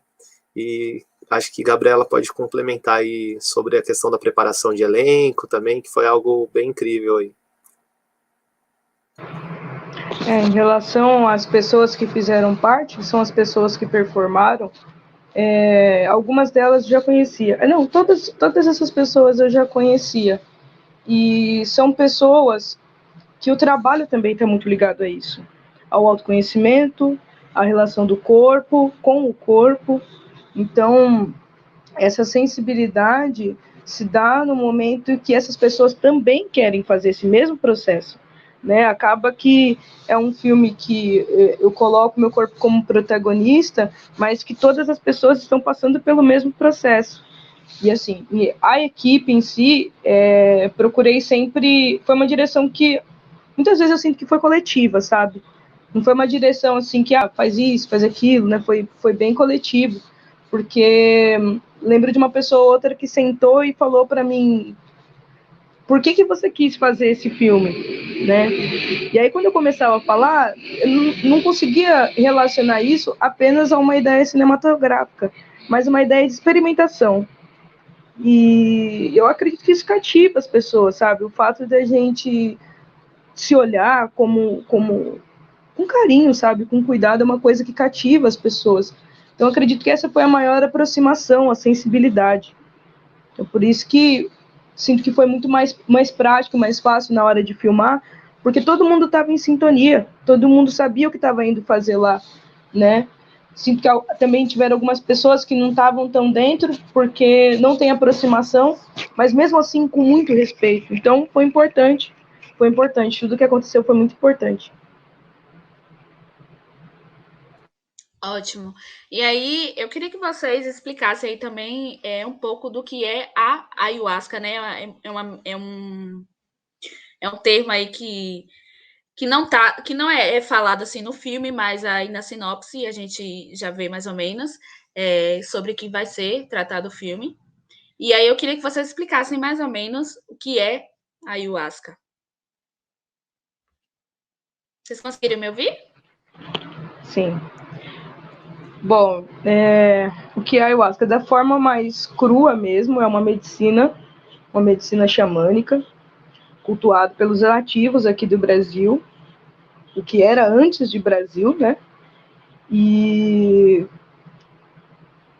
na casa que nós consagramos, é uma casa neo-xamânica, né? Que também vincula a Umbanda, e vincula o Candomblé e outras práticas religiosas para ativar determinados trabalhos ou determinados assuntos. A ayahuasca lá, ela necessariamente é um caminho para que você consiga se acessar.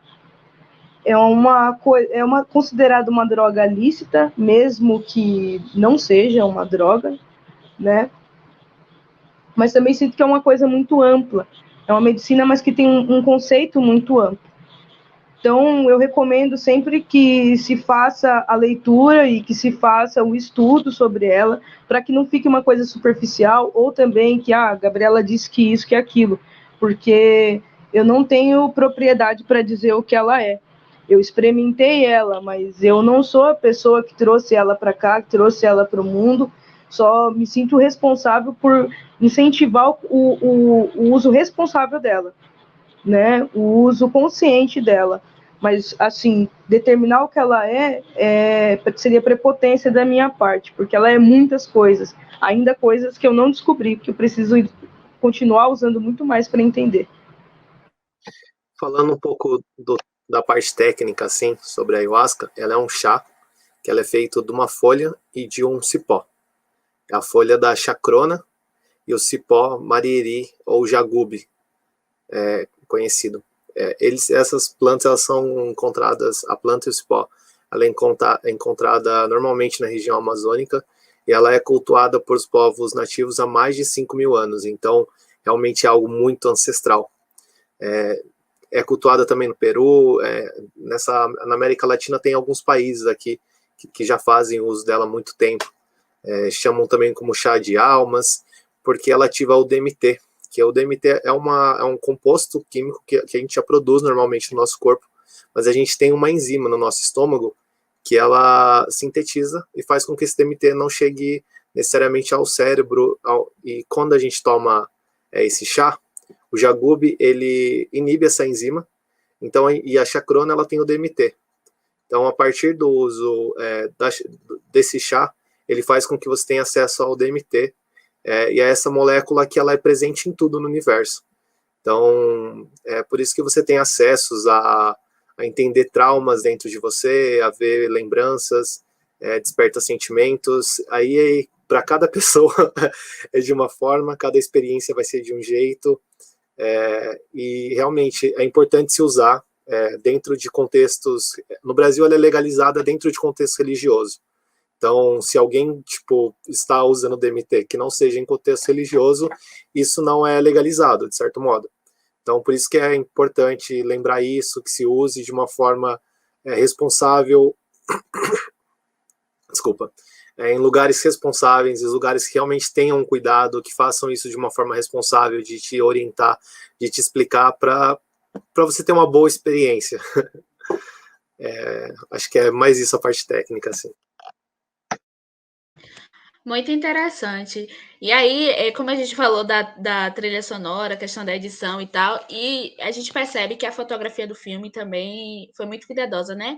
Muito sensorial, na questão dos planos, dos enquadramentos. E eu queria que vocês falassem um pouco sobre isso, né? Porque o filme não é tão assim sobre religião em si, né? Mas a gente vê em algumas produções que, quando se fala sobre religião, algumas coisas do sagrado que não se pode mostrar, né? E eu queria saber em vocês, nessa questão aí do filme, se há algo que não poderia mostrar e vocês preferiram cortar, preferiram enquadrar de outra forma, ou se era uma questão assim mais livre, se poderia mostrar e tal, até porque era uma jornada de autoconhecimento, né, da Gabriela, e aí, como a gente falou no início, tem aquela questão da pessoa se retrair, né, de guardar para si e tal, mas ali ela se colocou na câmera, assim, né, se jogou. Então eu queria que vocês falassem sobre essa questão da fotografia, se teve algum enquadramento específico para esconder algo, ou se foi tudo totalmente livre. Sabe que eu nunca tinha parado para pensar isso, assim? Eu acredito que a gente não pensou nisso, em esconder alguma coisa. Eu acho que sim, tem que ter o cuidado de não colocar determinadas coisas só como um estereótipo, né? Então, eu acho que isso sempre foi uma pauta de conversa, né? Não vamos exagerar das coisas como se a gente estivesse criando um estereótipo em cima de uma cultura ou de algumas culturas, porque essa não é a proposta. E, querendo ou não, hoje em dia, se você comenta alguma coisa, se você reproduz alguma coisa sem um embasamento profundo disso, as pessoas vão cobrar. E eu não acho que está cobrando errado.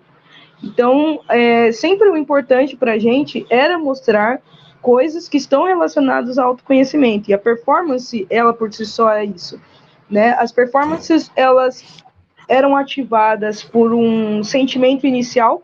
Por exemplo, a ira estava atrelada ao fogo. Então, esse era o sentimento inicial. As coisas que aconteciam na performance, porque a performance tem umas que são tipo 1 hora mais ou menos, mas a gente usa alguns trechos que seriam mais interessantes cinematograficamente. Então é isso, assim, não teve uma coisa que a gente pensou, não vamos mostrar isso, não vamos mostrar aquilo. Algo que me passa na cabeça agora é que durante as filmagens,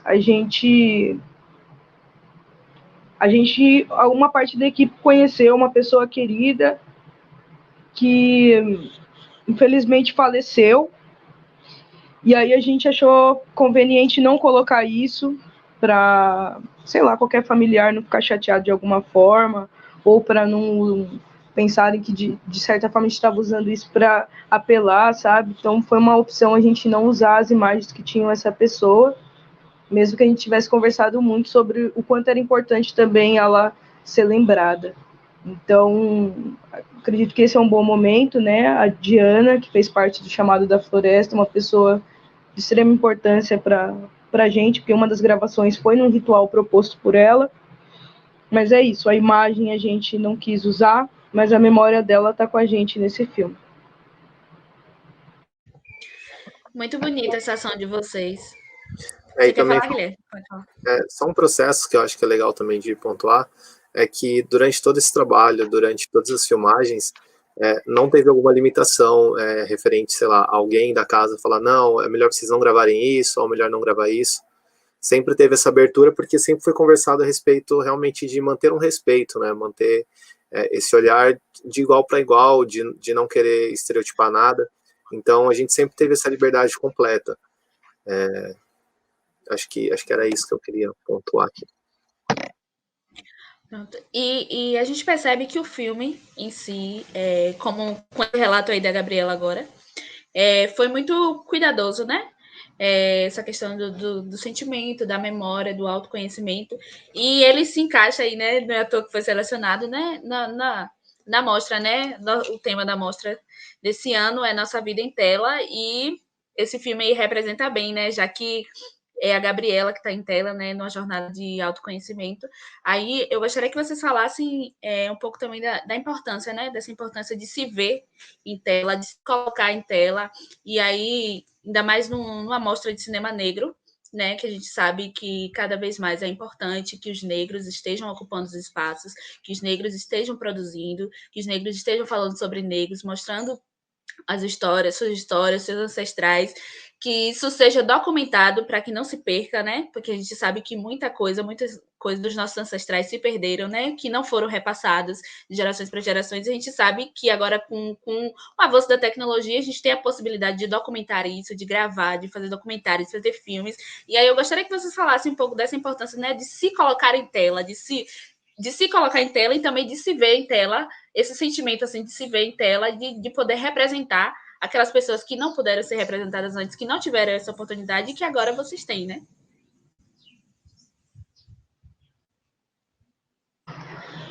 Nossa, ai, Tamires. Acho que tudo isso que você falou, sabe? Me emocionou muito sua fala.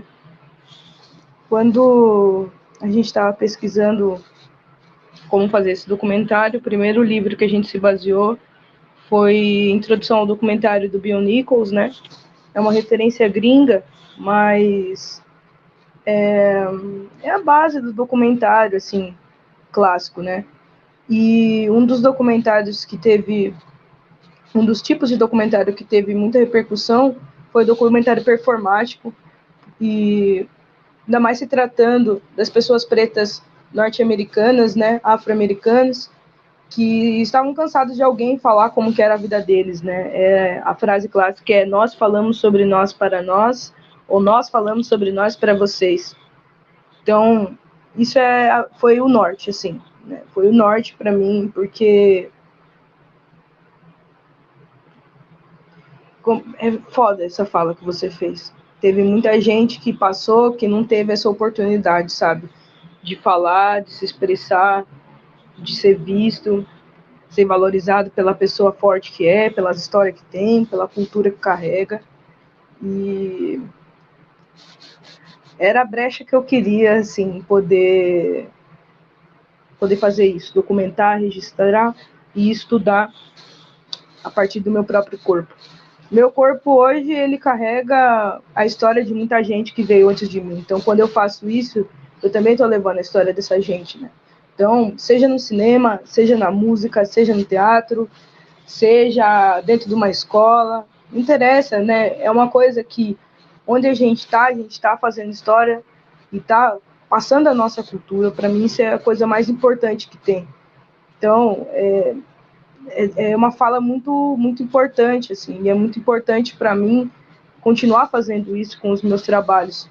Quando eu me vejo na tela, eu vejo uma parte de mim que ainda é e uma parte que já foi, né? E também a vontade de quem eu posso ser lá na frente. Quando eu me vejo em tela, eu vejo muitas outras pessoas em tela. Vejo também pessoas que gostariam de se colocar em tela, mas às vezes têm receio de si, do seu corpo.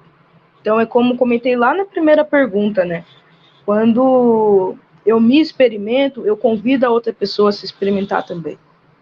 Eu convido ela a pensar quem ela é, o lugar que ela ocupa, quem ela traz. É o nosso momento, assim, enquanto corpo preto, é o nosso momento. E eu sinto que isso é um dever, um compromisso que eu tenho com todo mundo que veio antes de mim. Muito obrigado por isso, meu. Muito obrigado por essa fala, foi muito, muito forte. Estou me segurando aqui para não chorar, porque foi muito forte ouvir isso que você falou. Agradece mesmo, agradece por estar construindo isso junto. Pode, pode chorar, a gente deixa. Isso também é muito importante para mim, né? Porque eu não sou cineasta, não sou formada em cinema, eu sou formada em jornalismo, mas eu também já fiz um documentário e gosto muito dessa questão do audiovisual. E o meu trabalho de TCC também foi essa questão de resgatar memórias, né? Essa questão de festa, de acontecimentos que acontecem, que às vezes não é registrado, que a gente deixa passar, que às vezes acontece com a gente, só que a gente acha que é besteira, né? Que não é importante, só que realmente é importante, é a nossa história, é algo que a gente deve documentar, que a gente deve guardar para passar para frente, né? E aí, Guilherme, essa questão de se ver em tela, né? É uma questão também de referência, né? Porque às vezes quando a gente se coloca em tela, a gente já influencia outra pessoa a colocar aí, como a Gabriela falou, né? Já influencia outras pessoas que têm receio de si mesmo, receio do corpo, receio de se mostrar. Já é uma referência, né? Para que outras pessoas possam fazer trabalhos como esse, inspirados nesses, parecido com esses, ou ter outras ideias, né? Primeiro, eu queria agradecer a fala de vocês, foi incrível, e realmente, assim, eu acho que esse trabalho de difusão de mostras e de festivais de cinema negro é cada vez mais importante, cada vez mais necessário, e eu me emociono com todos, assim, eu acho que era um lugar onde a gente, quando fez esse filme, nem pensava que o Minha Deusa estaria passando por tantos lugares incríveis assim. E quanto mais a gente vê passando com pessoas que são referências para nós, com pessoas que a gente admira muito, e aí a gente vê nosso filme tá lá junto com essa pessoa, e é uma alegria imensa, assim. Eu acho que é realmente disso, né? É de olhar para nossas referências e ver que a gente está ali próximo delas, que a gente também está construindo, e de entender que esse é um espaço que eu espero que novas pessoas também possam ver nosso filme e levar como referência, e buscar fazer mais coisas assim. É uma coisa que às vezes, né, no dia a dia a gente fica desanimado com todas as dificuldades, mas é assistir esses filmes e ver esses projetos lindos e lembrar da importância disso. Eu acho que isso realmente dá um up na energia, renova tudo e dá sentido realmente a esse trabalho cultural e de resistência e de referências, né? Exatamente. E aí, agora, né? Para finalizar o nosso papo, infelizmente, né? O tempo passa voando, mas para finalizar, eu gostaria, como foi um projeto experimental, eu gostaria de que vocês falassem o que ficou de aprendizado, né? E aí, com a finalização, a pós-produção do filme, o que ficou de aprendizado? Também vem com essa questão de ver, né, o filme sendo passado em vários lugares, aí, como você falou, Guilherme, em vários lugares do Brasil. O que fica de aprendizado, né, depois dessa produção?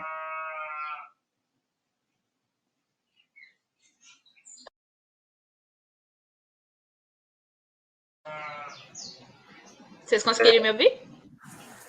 Esse que eu falo primeiro, Gabriela falar primeiro, eu? Tá. Começou a chover, então acho que o som não está dos melhores. Vocês estão me ouvindo? Eu acho que o que fica de aprendizado é que nossa voz é potente, nossa voz pode alcançar muitos lugares. As trocas que a gente conseguiu com esse filme, para mim, foram trocas que eu vou levar para a vida toda.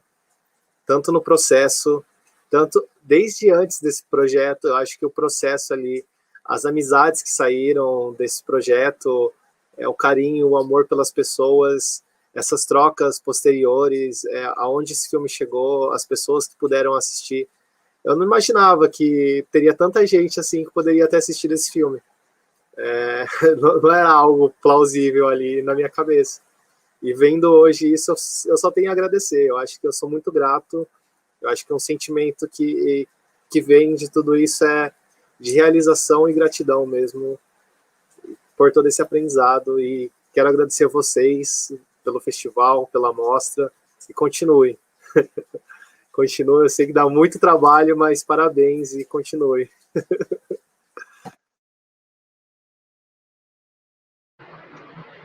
Bom, quer falar, Tamires? Tá. O maior aprendizado, foram muitos aprendizados mesmo que a gente teve no processo, né? Sobre o eu, sobre o outro. Mas eu sinto que o maior deles para mim foi que a espiritualidade, ela tem que acompanhar a gente para toda a vida. E quando a gente se conecta com o maior, a gente consegue se enxergar muito maior. É muito ruim, realmente, como o Guilherme falou, ter as coisas que acontecem em sociedade, né, que a gente não tem o poder de transformação, sente uma sensação de impotência, de, pô, não posso fazer nada para ajudar, não vai ter nada que eu vou fazer para ajudar. Então é muito difícil. E essa semana também essa sensação me invadiu muito, né, de impotência. Mas quando eu relembro desse filme, quando eu relembro desses meus processos de espiritualidade, eu sinto que o melhor que eu posso fazer para o meu próprio mundo eu estou fazendo, sabe? Que é garantir que eu estude o máximo que eu puder estudar, que eu influencie a liberdade nas outras pessoas o máximo que eu puder também, e que esse processo, né, de aprender e repassar o aprendizado, pegar, sabe, esse processo cíclico mesmo, de aprender e repassar, é o que garante mesmo que a gente consiga praticar, né, as coisas que a gente aprende internamente.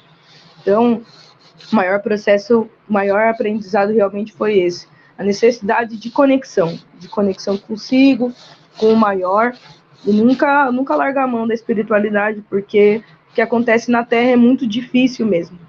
Se a gente ficar só preso no que está acontecendo aqui, a gente não vai conseguir ver além. E mesmo que seja uma parada meio utópica que eu estou falando, sabe? Se não for dessa forma, a vida vai ficar muito chata, muito entediante, muito cinza. E eu queria cor para a minha vida, e a espiritualidade trouxe mesmo. Então esse foi o maior aprendizado para mim.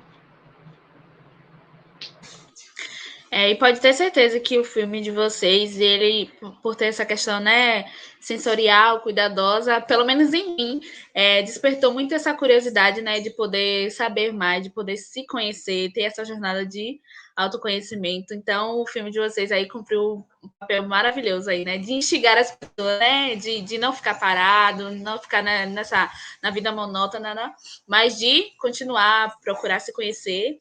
Então, parabéns mais uma vez para vocês. Filme maravilhoso, muito bonito, muito sensorial, como eu já disse, me tocou muito o filme. Ele toca lá dentro, assim, né? Vai bem fundo e toca. E a produção do filme, como eu já falei, tudo perfeito, a edição, a trilha sonora, as imagens, né, as performances, tudo interligado, tudo bem amarradinho. Então, eu queria parabenizar vocês pela produção, pelo filme, muito bonito, muito bom.